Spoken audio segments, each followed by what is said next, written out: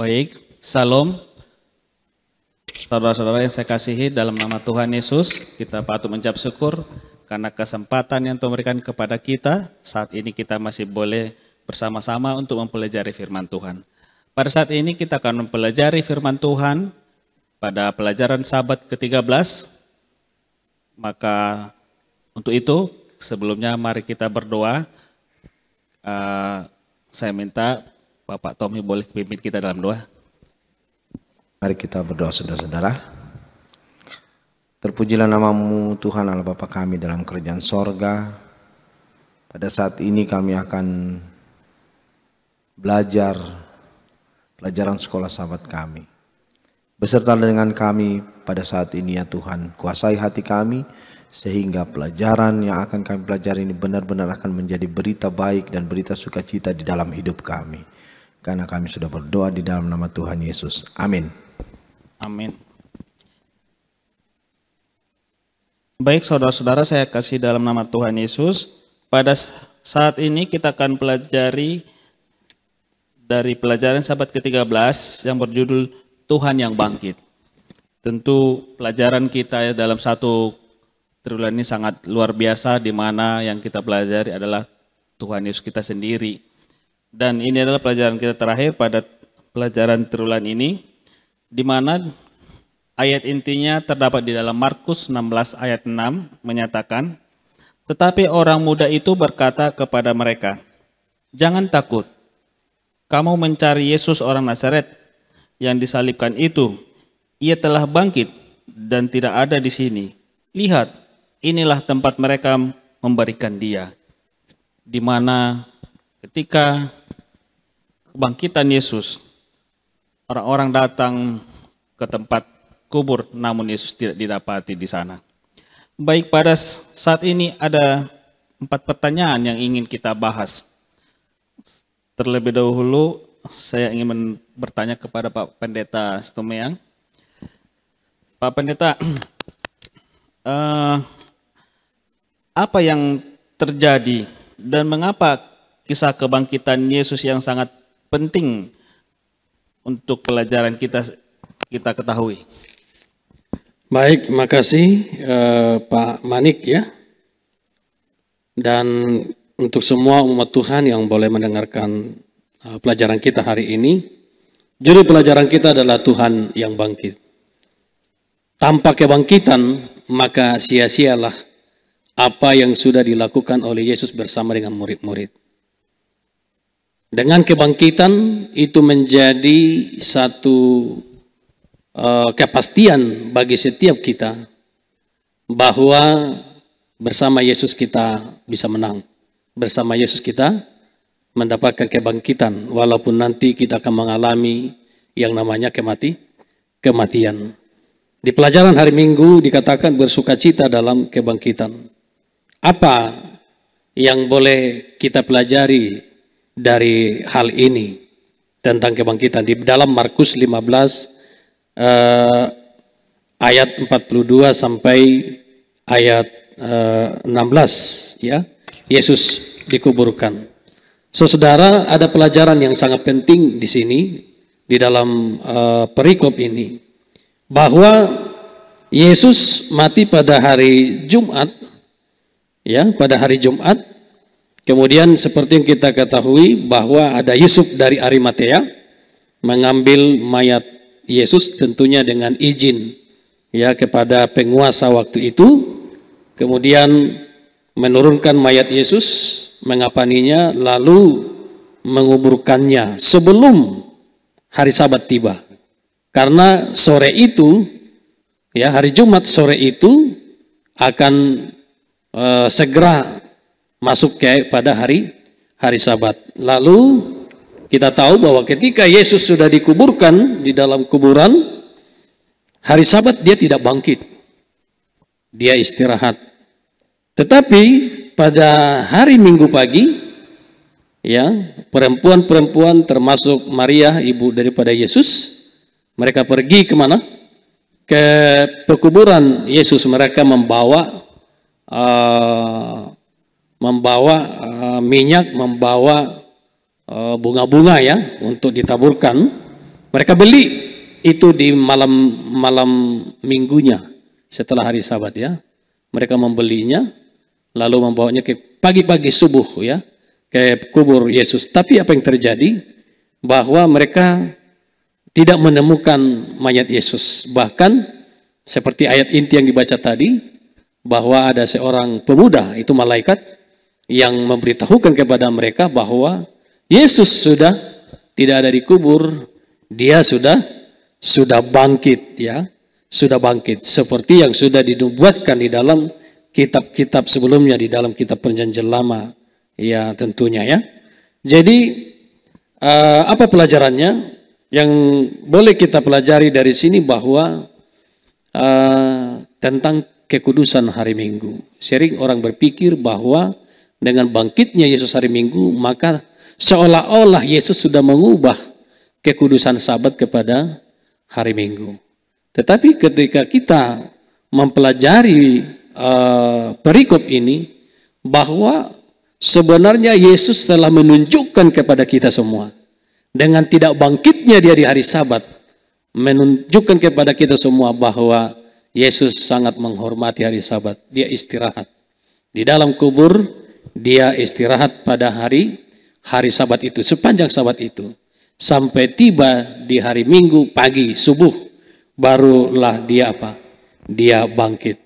Nah, ini artinya bahwa bukan berarti ketika firman Tuhan katakan ingat dan kuduskanlah hari Sabat berhenti pada hari Sabat, bukan berarti kita tidak melakukan apa-apa hari Sabat.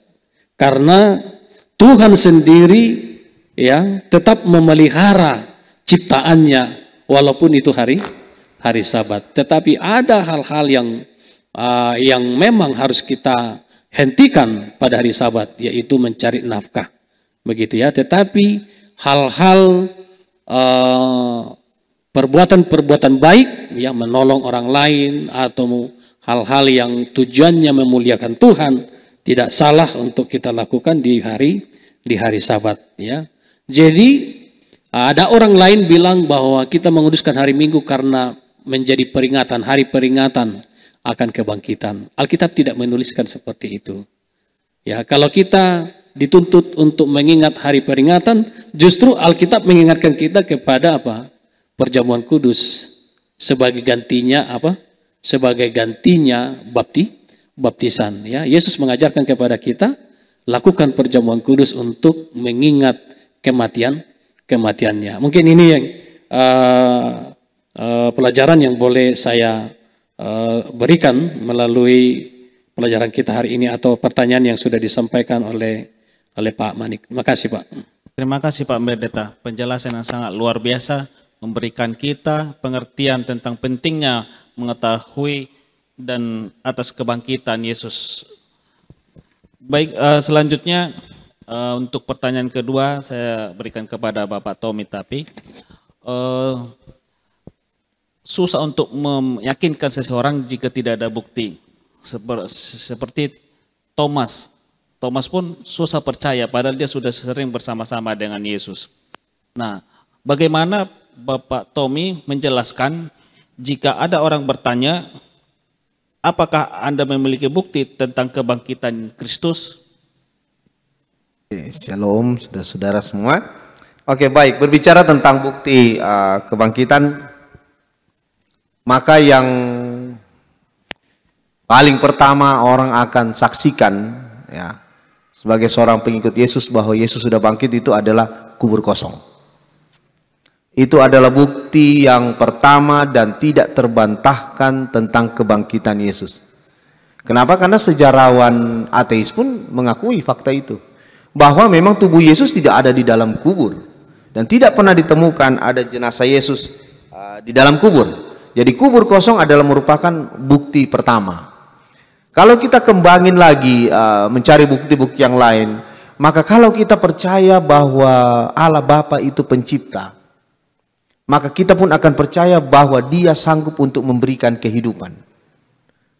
Sehingga kebangkitan, mujizat kebangkitan itu menjadi sesuatu yang tidak mustahil. Allah Bapa memberikan kehidupan kepada Yesus, membangkitkan Yesus. Jadi kebangkitan Yesus itu bukan satu hal yang mustahil, karena Allah Bapa adalah pencipta dan dia sanggup untuk memberikan kehidupan karena dia adalah kehidupan. Nah, ketika Yesus pun bangkit, maka kemudian dia mengatakan bahwa saya ada kehidupan di dalam diri saya, sehingga saya pun mampu untuk memberikan kehidupan kepada pengikut-pengikutnya yang meninggal. Jadi bagi kita yang hidup sekarang ini, kebangkitan Yesus adalah merupakan sebuah pengharapan tersendiri. Bahwa dengan bangkitnya Kristus, maka saya pun memiliki pengharapan untuk bisa bangkit suatu hari kelak. Ya, yang seringkali dikatakan adalah pagi kebangkitan. Lalu kemudian bukti yang lain bahwa Yesus itu sudah bangkit. Memang ada rumor yang beredar yang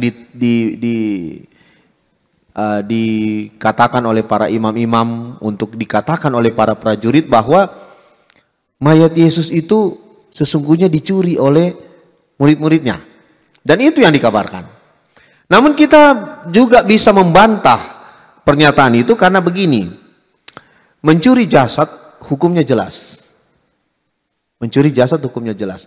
Namun tidak satupun bukti di dalam Alkitab yang kita dapati bahwa murid-murid itu ditangkap karena mencuri jenazah. Tidak ada. Kenapa tidak ditangkap? Karena imam-imam tahu memang mayat Yesus tidak dicuri oleh murid-muridnya. Mereka hanya meniupkan informasi yang salah itu, namun tidak berani atau tidak punya kuasa untuk menindak yang mereka sangkakan sebagai pencuri dari jenazah Yesus. Tidak ada satu ayat pun di dalam Alkitab yang menceritakan bahwa murid-murid ditangkap untuk berita itu. Lalu kemudian ketika Yesus bangkit di dalam 1 Korintus pasal 15 itu ayat 1 sampai 8, Paulus mengatakan bahwa ketika Yesus bangkit dia nampak kepada 500 orang pada saat yang bersamaan. 500 saudara-saudara. Bahkan Paulus mengatakan juga kepadaku. Ya kan? Juga kepada aku nampak Yesus. Yesus yang sudah mati dikabarkan bahwa sudah mati atau dicuri mayatnya. Bagi 500 orang dan bagi Paulus itu adalah bukti nyata bahwa Yesus sudah bangkit. Bahkan ketika Yesus bertemu dengan murid-muridnya, Yesus menegur kan murid-muridnya. Masa kamu tidak percaya? 500 orang bersaksi bahwa aku sudah bangkit tapi kamu masih tidak percaya. Jadi dari bukti-bukti yang diberikan di dalam Alkitab memang tidak terbantahkan bahwa Yesus sudah bangkit. Bahkan kalau benar Yesus tidak bangkit, kalau taruhlah demikian, Yesus tidak bangkit, lalu mengapa murid-murid itu rela mati untuk pekabaran itu? Ketika mereka menyiarkan pekabaran itu, kalau itu berita bohong maka mereka tidak akan berani mati. Tetapi karena memang Yesus sudah bangkit dan itu mereka yakini, mereka lihat dengan mata kepala mereka sendiri, Yesus berdiri di depan mereka dalam keadaan hidup, sudah bangkit kembali, maka mereka memberitakan pekabaran itu tidak tanggung-tanggung. Bahkan nyawa menjadi tidak berharga bagi mereka. Mereka memberikan nyawa mereka untuk pekabaran itu, bahwa Yesus sudah mati, sudah disalibkan dan sudah bangkit. Pekabaran yang paling menggembirakan bagi mereka adalah Yesus sudah bangkit. Karena dengan bangkitnya Kristus, maka terbukalah semua pengharapan bagi semua umat percaya. Barangkali itu yang saya bisa berikan. Terima kasih. Baik, terima kasih Bapak Tommy. Jadi bukti-buktinya sangat kuat dan bukti yang otentik pun ada gitu ya Pak. Jadi saudara-saudara sangat jelas bahwa ada bukti yang sangat menyatakan bahwa Yesus itu sudah bangkit. Baik, kembali lagi ke Bapak Pendeta Stemyong, seperti tadi penjelasannya bahwa perempuan-perempuan itu pada hari Minggu itu mereka pergi ke kubur Yesus.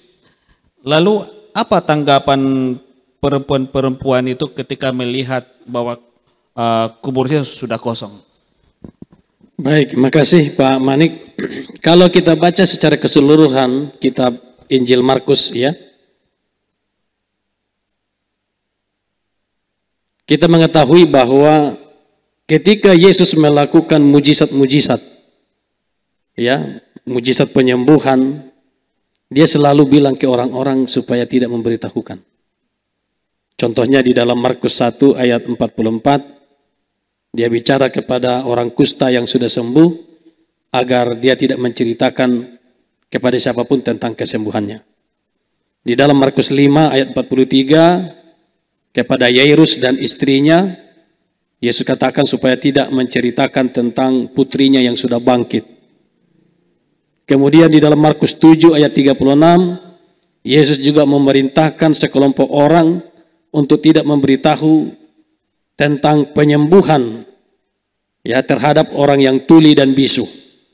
Kemudian di Markus 8 ayat 30, juga di Markus 9 ayat 9, juga Yesus mengatakan supaya tidak memberitahukan tentang mujizat-mujizat yang dia sudah lakukan kepada orang. Kenapa Yesus selalu katakan itu, selalu pesankan itu, supaya tidak ceritakan tentang mujizat-mujizat yang sudah terjadi itu. Alasannya adalah supaya Yesus tidak terbatas atau tidak dibatasi untuk menyelesaikan atau melakukan pelayanannya di dunia ini. Seperti yang Tuhan sudah rencanakan untuk Yesus lakukan di muka bumi ini, sesuai dengan nubuatan kitab Daniel 9 ayat 24 sampai 27. Ya, jadi supaya pelayanan Yesus tidak diganggu. Tetapi ketika perempuan-perempuan datang ke kubur Yesus pada hari Minggu, lalu menemukan kubur Yesus, tidak menemukan mayat Yesus lagi, bahkan seorang pemuda adalah malaikat berbicara kepada mereka bahwa Yesus sudah bangkit. Apa respon mereka? Ya, apa respon wanita-wanita itu atau perempuan-perempuan itu? Respon mereka dikatakan adalah mereka ketakutan, mereka terkejut, bahkan mereka berusaha lari meninggalkan kubur itu. Ya, karena mereka takut ada sesuatu yang akan terjadi kepada mereka. Seperti yang bilang Pak Ketua tadi, jangan-jangan mereka nanti dituduh menjadi pencuri atau lain sebagainya. Jadi mereka takut, mereka diam, tidak bicara apa-apa, mereka pergi. Tetapi apakah dengan diamnya mereka akan selamanya diam? Tidak. Tidak berselang lama, saudara-saudara, bahwa mereka berbicara, mereka bersaksi bahwa Tuhan sudah bangkit, bahwa Yesus sudah bangkit. Mereka pun pergi memberitakan Injil ke seluruh penjuru, dan Tuhan bekerja dan meneguhkan firman itu dengan tanda-tanda yang menyertainya. Luar biasa. Jadi kalau dulu ketika Yesus masih hidup dan melayani, Yesus berusaha untuk agar tentang dia tidak tersebar kemana-mana selain kepada orang-orang yang dia layani. Tetapi kali ini ketika wanita-wanita ini ya dalam ketakutannya, ya mereka tidak bisa diam. Mereka langsung menyaksikan atau menginjil bahwa Yesus telah bangkit, dan itulah terjadi sampai hari ini. Umat-umat Tuhan di seluruh dunia tidak bisa diam. Semua bercerita, semua berbicara tentang siapa Yesus, tentang kebangkitan Yesus, tentang kemenangan Yesus. Dan itulah menjadi kabar baik, kabar sukacita bagi kita semua. Mungkin itu yang boleh saya sampaikan, Pak. Baik, terima kasih Pak Pendeta, penjelasan yang sangat luar biasa, memberikan pemahaman bagi kita tentang firman ini. Baik, selanjutnya kembali ke Bapak Tommy, tapi pertanyaan terakhir. Ketika Yesus bangkit, Yesus menampakkan dirinya kepada murid-muridnya. Ada pernyataan yang dia sampaikan kepada murid-muridnya. Apa pernyataan yang disampaikan Pak Tommy dan apa artinya bagi kita saat ini? Oke. Pernyataan perintah yang diberikan Yesus itu ditulis juga di Matius 28 ya. Pergilah kamu ke seluruh dunia. Jadi ketika kemudian murid-murid itu melihat dan menyaksikan Yesus yang sudah mati, sama-sama mereka lihat dikuburkan, disalibkan, dikuburkan, lalu sama-sama mereka lihat kini ada di hadapan mereka dalam keadaan hidup. Maka ketika Yesus mengatakan pergi kabarkan ke seluruh dunia, maka mereka tahu apa yang mereka kabarkan. Yesus tidak mengatakan apa yang harus mereka kabarkan, tapi mereka tahu apa yang harus mereka kabarkan, yaitu kebangkitan Tuhan Yesus. Berita kebangkitan itu memang sesuatu yang besar. Ya. Semua mata tertuju kepada saat peristiwa itu. Dan ketika Yesus memenangkan pergumulan itu di atas kayu salib, bahkan bangkit dari kematian, maka itu adalah suatu kemenangan yang luar biasa, dan itulah yang mereka saksikan. Poin pentingnya di sini adalah mereka punya sesuatu untuk disaksikan. Kenapa mereka punya sesuatu untuk disaksikan? Karena mereka menyaksikan, lalu kemudian mereka merasakan, dan itu yang mereka saksikan. Itu yang mereka saksikan. Lalu kemudian mereka disuruh kabarkan ke seluruh dunia. Bahkan di ayat-ayat yang lain dikatakan, kabarkan di Yerusalem, lalu kemudian di Samaria, lalu di Galilea, lalu ke ujung-ujung bumi. Bagi kita yang hidup sekarang ini, kadang kita merasa bahwa saya kan tidak melihat Yesus. Saya tidak mengalami bersama dengan Yesus. Namun dari apa yang kita baca di dalam kitab suci, dari apa yang kita doakan, dari apa yang kita imani, itu adalah merupakan sebuah kesaksian tentang bagaimana baiknya Yesus di dalam hidup kita. Kita pergi tanpa tahu apa yang harus kita lakukan. Namun di ayat 20 Yesus memberikan sebuah jaminan. Itu sangat indah, Markus ini. Karena sesudah Yesus menyuruh mereka pergi, mereka akan pergi, namun Yesus tutup dengan sebuah janji yang luar biasa. Aku akan bekerja bagimu. Yesus akan menyertai kita. Ya, dan itu adalah sebuah janji yang dipegang oleh murid-murid. Tidak ada jaminan bahwa dalam memberitakan Injil maka umat Tuhan akan senang. Kadang-kala Tuhan menggunakan kesengsaraan, ya, untuk menjadi kesaksian lebih kepada yang melihat dan mendengarkan tentang apa yang mereka kabarkan. Saya teringat sebuah kesaksian dari misioneri Amerika yang menghabiskan waktunya di Irian.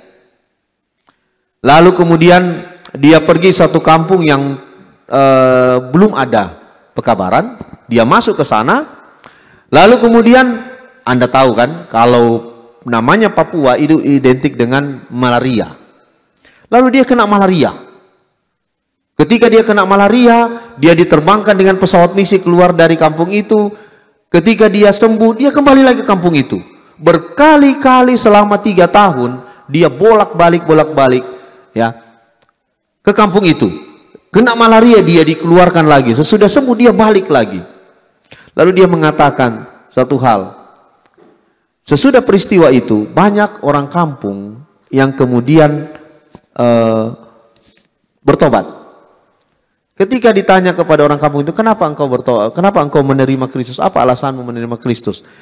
Mereka katakan bahwa kehidupan misioneri itu berbicara lebih banyak.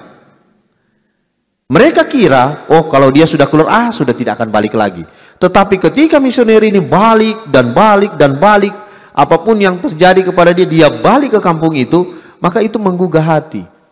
Kesengsaraan, penderitaan yang dialami oleh misioneri itu justru Tuhan gunakan untuk berbicara kepada penduduk asli. Dan banyak orang ditobatkan. Jadi ada juga ayat yang mengatakan di Markus itu bahwa orang-orang benar itu akan memegang ular, berbisa gitu. Ini maksud Tuhan bukan supaya kita, kalau saya menginjil saya akan pegang ular, bukan. Jangan menantang bahaya. Tuhan tidak pernah menyuruh kita untuk seperti itu. Tujuan dari ayat itu adalah melukiskan tentang perlindungan Tuhan. Ketika engkau memberitakan Injil dan ada bahaya yang akan engkau hadapi saat itu, Tuhan akan melindungimu. Tuhan akan melindungi kita ketika kita menggunakan waktu kita untuk memberitakan tentang Dia. Dan perintah itu jelas. Perintah itu pun masih perintah diberikan kepada murid-murid, dan ketika kita sekarang membaca Alkitab, maka perintah itu diberikan juga kepada kita. Kita yang harus meneruskan pekerjaan yang sudah dimulai oleh para murid-murid. Dan janji yang sama yang diberikan kepada murid-murid akan juga menjadi bagian kita. Aku akan bekerja bersama dengan kamu. Kiranya Tuhan. Baik, terima kasih Pak Tommy atas penjelasannya. Dari perintah yang diberikan kepada murid waktu dulu adalah tugas kita juga pada saat ini ya. Baik, kira-kira Pak Tommy dari kesimpulan dari semuanya itu mungkin Pak Tommy apa yang bisa disampaikan? Oke. Kesimpulan dari pelajaran ini saya bacakan saja ya dari pelajaran hari Jumat.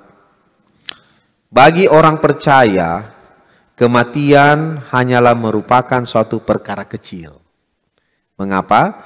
Karena Kristus sudah bangkit. Kristus berbicara tentang itu seakan-akan hal itu hanya sesaat lamanya. Sesungguhnya barang siapa menuruti firman-Ku, ia tidak akan mengalami maut. Tidak akan mengalami maut sampai selama-lamanya. Bagi orang Kristen, kematian hanyalah tidur saja. Hidup terlindung dengan Kristus dalam Allah, dan apabila Kristus yang adalah hidup kita menyatakan diri kelak, kamu pun akan menyatakan diri bersama-sama Dia di dalam kemuliaan. Ini adalah berita yang sangat menggembirakan dan merupakan pegangan bagi saya dan saudara. Kematian boleh menjadi milik kita, tetapi bagi kita orang percaya, kematian itu hanya sementara. Tidak ada yang perlu ditakutkan bila kita berada di dalam Kristus. Baik, terima kasih kesimpulan yang sangat luar biasa. Selanjutnya Pak Pendeta Stemyang, boleh kesimpulan daripada pelajaran kita pada saat ini. Baik, terima kasih. Kesimpulan dari pelajaran kita yang boleh saya bagikan adalah bahwa sebelum Yesus bangkit pada hari Minggu pagi itu, semua murid-murid ketakutan. Semua orang-orang pengikut Yesus, bukan hanya murid-murid, termasuk wanita-wanita itu berdiam diri, bersembunyi, takut mereka. Tapi dengan kebangkitan Yesus menjadi kabar sukacita yang sangat luar biasa. Bahwa Yesus telah bangkit sesuai dengan apa yang sudah Dia katakan sebelumnya kepada mereka. Sekaligus menjadi jaminan bagi kita semua sekarang bahwa kita tidak perlu takut dengan kematian. Karena Yesus telah bangkit seperti Pak Ketua bilang tadi. Menjadi jaminan bagi saya dan saudara sesuai dengan firman Tuhan. Orang yang percaya kepada Yesus tidak perlu takut dengan kematian. Karena kematian itu bagi Yesus hanya tidur sesaat. Karena Yesus pun akan membangkitkan mereka pada kedatangannya yang kedua kali. Yesus bangkit hari Minggu menjadi sukacita bagi kita. Tapi harus garis bawahi, bukan berarti Yesus merubah kekudusan Sabat kepada hari Minggu. Alkitab tidak perintahkan demikian. Sabat tetap Tuhan pelihara ketika Dia berada di dalam kubur. Bukan berarti Dia tidak bisa bangkit besok. Ketika Yesus mati hari Jumat, bisa saja Dia bangkit hari Sabtunya kalau Dia mau. Tapi Dia tahu bahwa Dia harus istirahat. Maka Yesus istirahat di dalam kubur. Pada hari Minggu Dia baru apa? Bangkit. Boleh kita katakan hari kebangkitannya, karena memang jatuh hari Minggu, adalah kabar sukacita. Tetapi jangan gantikan itu dengan kekudusan. Yang kedua, yang terakhir, saya pikir bahwa seperti perempuan-perempuan itu dengan kebangkitan Yesus, mereka tidak lagi bisa berdiam diri, mereka bercerita, mereka menginjil. Adalah juga menjadi pelajaran bagi kita sekarang. Kita harus saksikan tentang kebangkitan Yesus. Kita harus ceritakan tentang Yesus. Kita harus membuka mulut kita. Jangan menutup, jangan takut. Seperti Pak Ketua bilang tadi. Bahwa Tuhan turut bekerja. Bahkan di kitab Matius katakan, aku akan menyertai engkau sampai kepada kesudahannya. Mari, sebagai umat Tuhan jangan takut. Inilah hari di mana kita harus bersaksi tentang Yesus. Karena Tuhan akan segera datang. Mari kita bersaksi dimanapun kita berada. Jangan jauh-jauh kepada keluarga kita, tetangga kita, orang-orang yang kita kenal. Mari kita bersaksi tentang Yesus. Mungkin itu Pak Mari, terima kasih, Tuhan berkati. Terima kasih Bapak Pendeta yang sudah memberikan penjelasan bagi kita dan juga Bapak Tommy yang sudah memberikan tambahan dan penjelasan atas pelajaran kita pada saat ini. Untuk menutup pelajaran kita, kami undang Bapak Pendeta boleh pimpin kita di dalam doa. Baik, mari kita bersatu dalam doa. Tuhan, Bapa yang kekal, Allah yang Maha Pengasih, terima kasih untuk tuntunan-Mu lewat pembelajaran kami pada Sabat ini, di mana kami semakin menyadari akan kasih Tuhan yang sangat luar biasa. Tanpa kebangkitan maka sia-sialah pengharapan kami. Tetapi dengan kebangkitan-Mu memberikan jaminan bagi setiap kami, umat Tuhan yang percaya kepadamu, bahwa kami akan hidup walaupun mungkin kami akan mengalami kematian di dunia ini. Terima kasih Tuhan, Engkau Allah yang Maha Kuasa.